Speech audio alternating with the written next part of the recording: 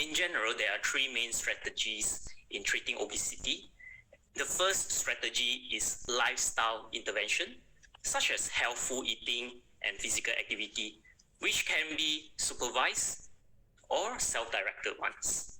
The other two options are anti-obesity medication and bariatric metabolic surgery. So it has been becoming more and more common to see these three strategies in combinations, and including post-bariatric surgery anti-obesity medication use.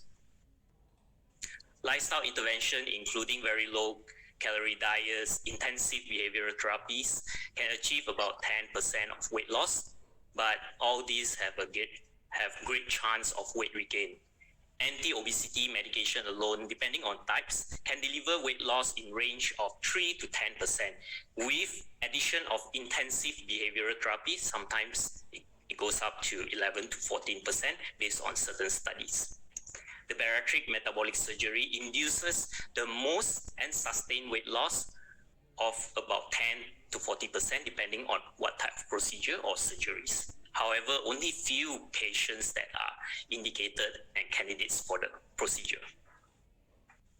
Anti-obesity medication is indicated when the patient has BMI of more than 30 or more than 27 if they have at least one type of obesity-related complications, such as diabetes, high cholesterol level, sleep apnea, hypertension. And the classical approach was to only consider anti-obesity medication when patient did not achieve adequate weight loss with lifestyle intervention. I'm sure all of us were trained under such guidance.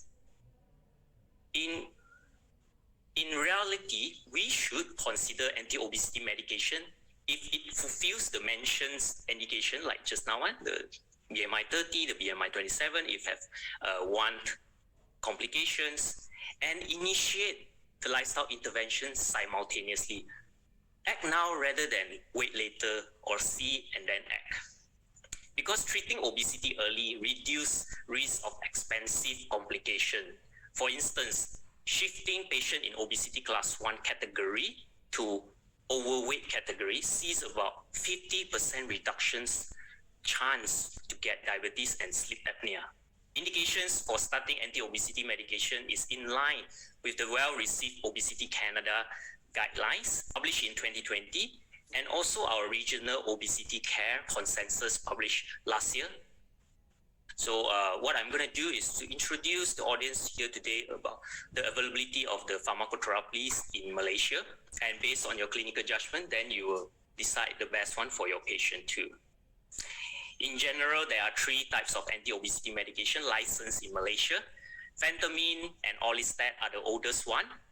Orlistat is a lipase inhibitor which reduces the fat absorption in the gut.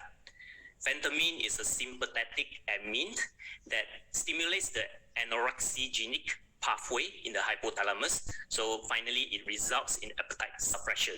Liraglutide, on the other hand, is a glucagon-like peptide 1 receptor agonist that increases satiety and reducing hunger.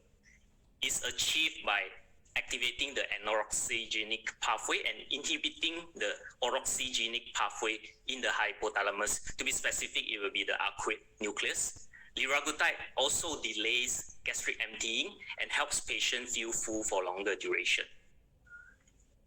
Practicing and prescribing the 3 milligram liraglutide, brand name Saxenda, for the last 3 years, including my 1-year obesity medicine clinical fellowship in Canada.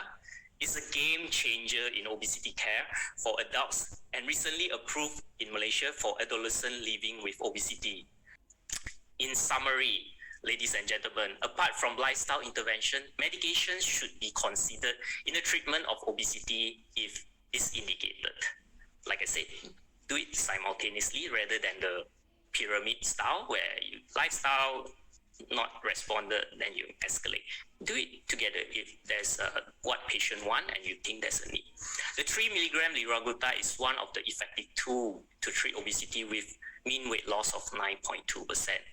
It has the potential to bridge the gap in obesity care.